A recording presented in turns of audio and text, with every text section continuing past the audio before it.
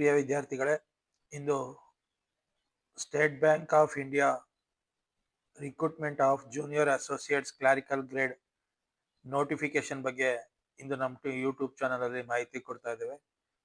All over India 5180 vacancies ನ call for ಮಾಡಿದ್ದಾರೆ. Plus 403 backlog ಸಹ ಕಾಲ್ ಮಾಡಿದ್ದಾರೆ. ಅದೇ ರೀತಿ ನಮ್ಮ ಕರ್ನಾಟಕಕ್ಕೆ ಇದರಲ್ಲಿ 270 ವೇಕೆನ್ಸೀಸ್ ಕರ್ನಾಟಕಕ್ಕೆ ರಿಸರ್ವ್ ಇಟ್ಟಿದ್ದಾರೆ. ಈ ಎಕ್ಸಾಮ್ ಬರೀಬೇಕು ಅಂದ್ರೆ ಇಂಡಿಯನ್ ಸಿಟಿಸನ್ ಆಗಿರ್ಬೇಕು, ಕ್ಲಾರಿಕಲ್ ಗ್ರೇಡ್ಗೆ SBI ಅಲ್ಲಿ ವರ್ಕ್ ಮಾಡ್ಲಿಕ್ಕೆ ರೆಡಿ ಇರಬೇಕು. ಜೊತೆಗೆ ಕ್ಯಾಂಡಿಡೇಟ್ಸ್ ಯಾವ್ದಾದ್ರು ಒಂದು ಸ್ಟೇಟ್ಗೆ ಅಪ್ಲೈ ಮಾಡ್ಬೋದು. ನೀವು ಕರ್ನಾಟಕದವರಾಗಿದ್ರೆ ಕರ್ನಾಟಕದಲ್ಲೇ ಅಪ್ಲೈ ಮಾಡ್ಬೋದು, ಇಲ್ಲ ಬೇರೆ ಸ್ಟೇಟ್ಗೂ ಅಪ್ಲೈ ಮಾಡ್ಬೋದು. ಆದ್ರೆ ಒಂದು ಸ್ಟೇಟಿಗೆ ಮಾತ್ರ ಅಪ್ಲೈ ಮಾಡಬೇಕು. ಎಕ್ಸಾಮ್ ಅಷ್ಟೇ ಒಂದು ಸ್ಟೇಟ್ ಅಲ್ಲಿ ಬರೋ ರೀತಿಲೇ ಬರಿಬೇಕಾಗುತ್ತೆ. Candidates applying for vacancies particular state, ಯಾವ ಸ್ಟೇಟ್ ಅಲ್ಲಿ ನೀವು ಇದ್ದೀರಿ ಅದ್ರದ್ದು ಡೀಟೇಲ್ಸ್ ಎಲ್ಲ ಕೊಡ್ಬೇಕಾಗತ್ತೆ. ಅಲ್ಲಿ ಜೊತೆಗೆ ನಿಮ್ಗೆ ಅಲ್ಲಿ ಲೋಕಲ್ ಲ್ಯಾಂಗ್ವೇಜ್ ಓದಕ್ ಬರ್ಬೇಕು, ಬರೆಯಕ್ ಬರ್ಬೇಕು, ಮಾತಾಡಕ್ ಬರ್ಬೇಕು, ಮತ್ತೆ ಅಂಡರ್ಸ್ಟ್ಯಾಂಡಿಂಗ್ ಇರಬೇಕು. ಆ ಲೋಕಲ್ ಸ್ಟೇಟ್ ಲ್ಯಾಂಗ್ವೇಜ್ ಗೊತ್ತಿರೋ ಅಂತವ್ರಿಗೆ ಎಲಿಜಿಬಿಲಿಟಿ ಕೊಟ್ಟಿದ್ದಾರೆ. ಸ್ಪೆಸಿಫೈಡ್ ಆಪ್ಷನಲ್ ಲ್ಯಾಂಗ್ವೇಜ್ ಸಹ ತಗೋಬಹುದು. ನಿಮ್ಗೆ ಕರ್ನಾಟಕದವರು ಕನ್ನಡದಲ್ಲೇ ಸಹ ಬೇಕಾದ್ರೆ ಎಕ್ಸಾಮ್ ಬರೀಬಹುದು, ಅದು ಒಂದು ಅನುಕೂಲ ಮಾಡಿಕೊಟ್ಟಿದ್ದಾರೆ. After qualifying online mains exam ಇರುತ್ತೆ. ಅದಾದ್ಮೇಲೆ ನಿಮ್ಗೆ ಕ್ಯಾಂಡಿಡೇಟ್ಸ್ಗೆ ಟೆಸ್ಟ್ ಒಂದು ಕಂಡಕ್ಟ್ ಮಾಡಿಕೊಂಡು ಸೆಲೆಕ್ಷನ್ ನ ಕೊಡ್ತಾರೆ. ಈಗ ನಮ್ಮ ಕರ್ನಾಟಕಕ್ಕೆ 270 ಸೀಟ್ ಅಲ್ಲಿ ಜನರಲ್ ಮೆರಿಟ್ಗೆ 110 ಸೀಟ್ ಇದೆ, SCಗೆ 43 ಸೀಟ್ಸ್ ಇದೆ, STಗೆ 18 ಸೀಟ್ಸ್ ಇದೆ, OBCಗೆ 72 ಸೀಟ್ಸ್ ಇದೆ, EWSಗೆ 27 ಸೀಟ್ಸ್ ಇದೆ.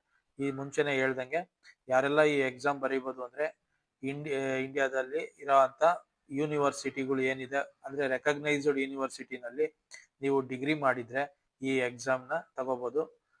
ಎನಿ ಡಿಗ್ರಿ ಆಗಿದ್ರು ಸಹ ಈ ಎಕ್ಸಾಮ್ ನ ಬರೀಬಹುದು. ಏಜ್ ಬಂದು 20 to 28 ಅಂತ ಹೇಳ್ತಾನೆ. 20 ಇಯರ್ಸ್ ಇಂದ 28 ಇಯರ್ಸ್ ಒಳಗಡೆ ಇರಬೇಕು. SC/ST ಆದ್ರೆ 5 ಇಯರ್ಸ್ ರಿಲ್ಯಾಕ್ಸೇಷನ್ ಇರುತ್ತೆ, ಅಂದ್ರೆ 28 + 5 33 ವರೆಗೂ ಇರುತ್ತೆ. OBC ಅವ್ರಿಗೆ 3 ಇಯರ್ಸ್, 28 + 3 ಅಂದ್ರೆ 31. PWD ಇರೋರಿಗೆ 28 + 10 ಅಂದ್ರೆ 38. ಎಕ್ಸ್ ಸರ್ವಿಸ್ ಮೆನ್ಗೆ 50 ಇಯರ್ಸ್ ವರೆಗೂ ಇರುತ್ತೆ. ವಿಡೋಸ್, ಡೈವರ್ಸ್ ವುಮೆನ್ಗೆ 40 ಏಜ್ ವರೆಗೂ ಎಕ್ಸಾಮ್ ನ ಬರೀಬಹುದು. ನಮ್ಮ ಕರ್ನಾಟಕದಲ್ಲಿ ಎಲ್ಲೆಲ್ಲ ಎಕ್ಸಾಮ್ ಸೆಂಟರ್ಸ್ ಕೊಟ್ಟಿದ್ದಾರೆ ಅಂದ್ರೆ ಬೆಂಗಳೂರು ಇದೆ, ಬೆಳಗಾಂ ಇದೆ, ದಾವಣಗೆರೆ ಇದೆ, ಗುಲ್ಬರ್ಗ, ಹುಬ್ಳಿ, ಧಾರವಾಡ, ಮಂಗಳೂರು, ಮೈಸೂರು, ಶಿವಮೊಗ್ಗ, ಉಡುಪಿ, ಈ 10 ಕಡೆ ಎಕ್ಸಾಮ್ ಬರೀಲಿಕ್ಕೆ ಅವಕಾಶ ಕೊಟ್ಟಿದ್ದಾರೆ. ಮತ್ತೆ ಯಾವ್ಯಾವ ಲ್ಯಾಂಗ್ವೇಜ್ ಅಲ್ಲಿ ಬರೆಯಕ್ಕೆ ಅವಕಾಶ ಕೊಟ್ಟಿದ್ದಾರೆ ಅಂದ್ರೆ ಕರ್ನಾಟಕದವರು ಇಂಗ್ಲಿಷಲ್ಲಿ ಬೇಕು ಅಂದ್ರೆ ಇಂಗ್ಲಿಷಲ್ಲಿ ಬರೀಬಹುದು, ಹಿಂದಿಲಿ ಬೇಕು ಅಂದ್ರೆ ಹಿಂದಿಲಿ ಬರೀಬಹುದು. ಅದೇ ರೀತಿ ಕನ್ನಡದಲ್ಲಿ ಬೇಕು ಅಂದ್ರೆ ಕನ್ನಡದಲ್ಲೂ ಸಹ ಈ ಎಕ್ಸಾಮ್ ನ ಬರೀಬಹುದು. ಅಪ್ಲಿಕೇಶನ್ ಫೀಸ್ ಬಂದು SC/ST, PWD ಅವ್ರಿಗೆ, ESM ಅವ್ರಿಗೆಲ್ಲ ನಿಲ್ಲಿರುತ್ತೆ. ಜನರಲ್ ಮೆರಿಟ್, OBC, EWSಗೆ 750 rupees ಅಪ್ಲಿಕೇಶನ್ ಫೀಸ್ ಇರ್ತದೆ. ಇಂಪಾರ್ಟೆಂಟ್ ಡೇಟ್ಸ್ ಬಂದು 6-8-2025 ಅಂದ್ರೆ ಆಗಸ್ಟ್ 6ನೇ ತಾರೀಕಿಂದ ಅಪ್ಲಿಕೇಶನ್ ನ ಕಾಲ್ಫರ್ ಮಾಡಿದ್ದಾರೆ, ರಿಜಿಸ್ಟರ್ ಮಾಡ್ಬೋದು. ಲಾಸ್ಟ್ ಡೇಟ್ ಬಂದು 26 ಇದೆ. ಪ್ರಿಲಿಮ್ಸ್ ಎಕ್ಸಾಮ್ ಬಂದು ಸೆಪ್ಟೆಂಬರ್ ಅಲ್ಲಿ ನಡೆಯುತ್ತೆ. ಮೈನ್ಸ್ ಎಕ್ಸಾಮು ನವೆಂಬರ್ ಅಲ್ಲಿ. ರಿಸಲ್ಟ್ ಎಲ್ಲ ಬೇಕಾದ್ರೆ ಮಾರ್ಚ್ ಒಳಗೆ ರಿಸಲ್ಟ್ ಸಹ ಬರ್ಬೋದು. ಸ್ಯಾಲ್ರಿ ಎಲ್ಲ ಏನ್ ಬಂದ್ರೆ ಸ್ಟಾರ್ಟಿಂಗ್ ಬೇಸಿಕ್ ಸ್ಯಾಲ್ರಿ ಬಂದು 26,730 ಇದೆ. ಪ್ಲಸ್ ಅಲಯನ್ಸ್ ಎಲ್ಲ ಬರ್ತವೆ, special allowance, dearness allowance, location allowance, learning allowance, ಈ ತರದೆಲ್ಲ ಅಲಯನ್ಸ್ ಎಲ್ಲ ಸೇರಿದ್ರೆ 46,000 to 48,000 ನಿಮಗೆ ಸ್ಟಾರ್ಟಿಂಗೇನೆ ಸ್ಯಾಲ್ರಿ ಸಿಗುತ್ತೆ. ಅದೇ ರೀತಿ ಪ್ರಿಲಿಮ್ಸ್ ಎಕ್ಸಾಮ್ ಯಾವ ತರ ಇರುತ್ತೆ ಅಂದ್ರೆ ಇಂಗ್ಲಿಷ್ ಲ್ಯಾಂಗ್ವೇಜ್ 30 ಕ್ವಶನ್ಸ್ ಇರುತ್ತೆ, 30 ಮಾರ್ಕ್ಸ್ಗೆ 20 ಮಿನಿಟ್ಸ್ ಅಲ್ಲಿ ಮಾಡಬೇಕು. ಅದೇ ರೀತಿ ನ್ಯೂಮರಿಕಲ್ ಎಬಿಲಿಟಿ 35 ಕ್ವಶನ್ಸ್, 35 ಮಾರ್ಕ್ಸ್ಗೆ 20 ಮಿನಿಟ್ಸ್ ಇರುತ್ತೆ. Reasoning ability 35 marks questions, 35 ಮಾರ್ಕ್ಸ್ಗೆ 20 minutes ಇರುತ್ತೆ. ಟೋಟಲ್ 100 ಕ್ವಶನ್ಸ್, 100 ಮಾರ್ಕ್ಸ್ಗೆ 1 ಅವರ್ ಅಲ್ಲಿ ನೀವು ಎಕ್ಸಾಮ್ ನ ಕಂಪ್ಲೀಟ್ ಮಾಡಬೇಕಾಗುತ್ತೆ. ಅದೇ ರೀತಿ ಮೈನ್ಸ್ ಫಿಲಿಮ್ಸ್ ಕಂಪ್ಲೀಟ್ ಆದ್ಮೇಲೆ ಮೈನ್ಸ್ ಬರೀಬೇಕಾಗುತ್ತೆ. ಆ ಮೈನ್ಸ್ ಎಕ್ಸಾಮ್ ನಲ್ಲಿ 50 ಕ್ವಶನ್ಸ್ ಜನರಲ್, ಫೈನಾನ್ಷಿಯಲ್ ಅವೇರ್ನೆಸ್ ಇರುತ್ತೆ. ಮ್ಯಾಕ್ಸಿಮಮ್ ಮಾರ್ಕ್ಸ್ 50 ಇರುತ್ತೆ. 35 ಮಿನಿಟ್ಸ್ ಡ್ಯೂರೇಷನ್ ಕೊಡ್ತಾರೆ. ಜನರಲ್ ಇಂಗ್ಲಿಷ್ 40 ಕ್ವಶನ್ಸ್, 40 ಮಾರ್ಕ್ಸ್ಗೆ 35 ಮಿನಿಟ್ಸ್ ಇರುತ್ತೆ. ರೀಸನಿಂಗ್ ಎಬಿಲಿಟಿ 50 ಕ್ವಶನ್ಸ್, 60 ಮಾರ್ಕ್ಸ್ಗೆ 45 ಮಿನಿಟ್ಸ್ ಇರುತ್ತೆ. ಕ್ವಾಂಟಿಟೇಟಿವ್ ಆಪ್ಟಿಟ್ಯೂಡ್ 50 ಕ್ವಶನ್ಸ್, 50 ಮಾರ್ಕ್ಸ್ಗೆ 45 ಮಿನಿಟ್ಸ್ ಅಲ್ಲಿ ಬರೀಬೇಕು. ಟೋಟಲ್ 155 ಕ್ವಶನ್ಸ್ ಇರುತ್ತೆ, 200 ಮಾರ್ಕ್ಸ್ಗೆ 2 hours 40 minutes ನಿಮಗೆ ಟೈಮ್ ಕೊಡ್ತಾರೆ. ನಾನು ಹಿಂದೆ ಹೇಳ್ದಂಗೆ ಒಂದು ಸ್ಟೇಟಲ್ಲಿ ಬರೀಬೇಕು, ಮತ್ತೆ ಆ ಸ್ಟೇಟಿನ ಲ್ಯಾಂಗ್ವೇಜ್ ಗೊತ್ತಿರಬೇಕು, ಬರೆಯಕ್ಕೆ ಬರಬೇಕು, ಓದಕ್ಕೆ ಬರಬೇಕು, ಮಾತಾಡೋಕ್ಕೆ ಬರಬೇಕು. ಆ ಥರದಲ್ಲಿ ಸಪೋಸ್ ನೀವೇನಾದರೂ ಬೇರೆ ಸ್ಟೇಟಿನ ಎಲ್ಲಿ ಎಕ್ಸಾಮ್ ತಗೊಂಡ್ರೆ, ಈಗ ಕರ್ನಾಟಕದವ್ರು ಇದ್ದು ಬೇರೆ ಸ್ಟೇಟಲ್ಲಿ ಎಕ್ಸಾಮ್ ತಗೊಂಡ್ರೆ ಆ ಸ್ಟೇಟಿಂದು ಒಂದು ಆಬ್ಜೆಕ್ಟಿವ್ ಮತ್ತು ಸಬ್ಜೆಕ್ಟಿವ್ ಅಂತೇಳಿ ಎರಡು ಕ್ವಶನ್ಸ್ ಬರ್ತವೆ. ನಂಬರ್ ಆಫ್ ಪೇಜಸ್ ಇರುತ್ತೆ, 3 ಪೇಜಸ್ ಬರಿಬೇಕಾಗುತ್ತೆ. ಅದನ್ನ ಲೋಕಲ್ ಲ್ಯಾಂಗ್ವೇಜ್ ಪ್ರೊಫಿಷಿಯನ್ಸಿ ಟೆಸ್ಟ್ ಅಂತೇಳಿ ಕರೀತಾರೆ. LLPT ಅಂತೇಳಿ ಟೆಸ್ಟ್ ಪ್ಯಾಟ್ರನ್ ಇರುತ್ತೆ.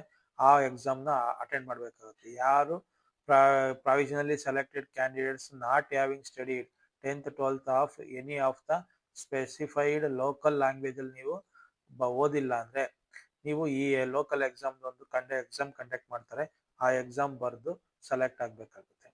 ಫೈನಲ್ ಸ್ಕೋರ್ಸ್ ಅಂದ್ರೆ ನಾವು ಹೇಳ್ದಂಗೆ ಪ್ರಿಲಿಮ್ಸ್ ಎಕ್ಸಾಮ್ ಏನ್ ಮಾರ್ಕ್ಸ್ ತಗೊಳ್ಳಲ್ಲ, ಮೈನ್ಸ್ ಎಕ್ಸಾಮ್ ಏನ್ ಬಂದಿರುತ್ತೆ ನೋಡ್ಕೊಂಡು ಅದ್ರ ಪ್ರಿಲಿಮ್ಸ್ ಅಲ್ಲಿ ಕಟ್ ಆಫ್ ಅಂತ ಮಾಡ್ಕೋತಾರೆ. ಮೈನ್ಸ್ ಅಲ್ಲಿ ಬಂದಿರೋ ಎಕ್ಸಾಮ್ ನಲ್ಲಿ 100 ಅಗ್ರಿಗೇಟ್ ತಗೊಂಡು ಅದರಲ್ಲಿ ಮೆರಿಟ್ ಲಿಸ್ಟ್, ಕ್ಯಾಟಗರಿ ಲಿಸ್ಟ್ ನೋಡ್ಕೊಂಡು ಸೆಲೆಕ್ಷನ್ ಮಾಡ್ಕೊಂತಾರೆ. ಸಿಲೆಬಸ್ ಎಲ್ಲ ಮಾಮೂಲಿ ಬ್ಯಾಂಕ್ ಎಕ್ಸಾಮ್ಗೆ ರೀಸನಿಂಗ್ ಅಲ್ಲಿ alphabets, coding, decoding, blood relations, directions, distance, ಈ ತರದೆಲ್ಲ ಇರುತ್ತೆ. ಅದೇ ರೀತಿ ಕ್ವಾಂಟಿಟೇಟಿವ್ ಆಪ್ಟಿಟ್ಯೂಡ್ ಅಲ್ಲಿ ಹಿಂದಗಡೆ ಬ್ಯಾಂಕ್ ಎಕ್ಸಾಮ್ಗೆ ಏನೇನು ಹೇಳಿದ್ವಿ ಅದೇ ಸಿಲೆಬಸ್ ಇರುತ್ತೆ. ಅದೇ ರೀತಿ ಇಂಗ್ಲಿಷ್ ಗ್ರಾಮರ್ ಎಲ್ಲ ಇರುತ್ತೆ. Noun, pronoun, fillers, adjective, verbs, tenses, ಈ ತರದೆಲ್ಲ ಇರುತ್ತೆ. ಇಂಗ್ಲಿಷ್ ಗ್ರಾಮರ್ ಸಹ ಇರುತ್ತೆ. ಏನೆಲ್ಲ ಡಾಕ್ಯುಮೆಂಟ್ಸ್ ಬೇಕಾಗುತ್ತೆ ಹಾಕ್ಬೇಕು ಅಂದ್ರೆ ಬರ್ತ್ ಸರ್ಟಿಫಿಕೇಟ್ ಇರಬೇಕು, photo identity proof, graduation certificate, 10th marks sheet, 12th marks sheet, caste certificate, OBC certificate ಇದ್ದಲ್ಲಿ OBC ಸರ್ಟಿಫಿಕೇಟು. ಯಾರೆಲ್ಲ ಬ್ಯಾಂಕಲ್ಲಿ ಕೆಲಸ ಮಾಡಬೇಕು ಅಂತ ಇಟ್ಕೊಂಡಿದ್ರಿ, ಇಂಟ್ರೆಸ್ಟ್ ಇದೆ, ಒಂದು ಉತ್ತಮವಾದ ಬ್ಯಾಂಕು ಸ್ಟೇಟ್ ಬ್ಯಾಂಕ್ ಆಫ್ ಇಂಡಿಯಾದಲ್ಲಿ ತುಂಬಾ ಪೋಸ್ಟ್ನ ಕಾಲ್ ಮಾಡಿದ್ದಾರೆ. ಅದರಲ್ಲೂ ಕರ್ನಾಟಕಕ್ಕೆ 270 ಪೋಸ್ಟ್ನ ಕೊಟ್ಟಿದ್ದಾರೆ. ಯಾರೆಲ್ಲ ಇಂಟ್ರೆಸ್ಟ್ ಇದೆ, ಡಿಗ್ರಿ ಆಗಿರೋ ಅಂತ ಎಲ್ಲರೂ ಈ ಎಕ್ಸಾಮ್ನ ಬರೀಬೋದು. SC ST PWDರಿಗೆ ಫ್ರೀ ಇದೆ. ಇನ್ನು ಅದರ್ಸ್ಗೆ 750 ಇದೆ. ನೋಡಿ, ಯಾರೆಲ್ಲ ಇಂಟ್ರೆಸ್ಟ್ ಇದೆ ಈ ಎಕ್ಸಾಮ್ ತಗೊಳ್ಳಿ, ಒಳ್ಳೇದಾಗ್ಲಿ. ಯಾರೆಲ್ಲ ಇನ್ನೂ ನಮ್ಮ ಚಾನಲ್ಗೆ ಸಬ್ಸ್ಕ್ರೈಬ್ ಆಗಿಲ್ಲ, ಸಬ್ಸ್ಕ್ರೈಬ್ ಆಗಿ. ಇದು ಒಂದು ಎಜುಕೇಶನಲ್ ಚಾನಲ್ಲು.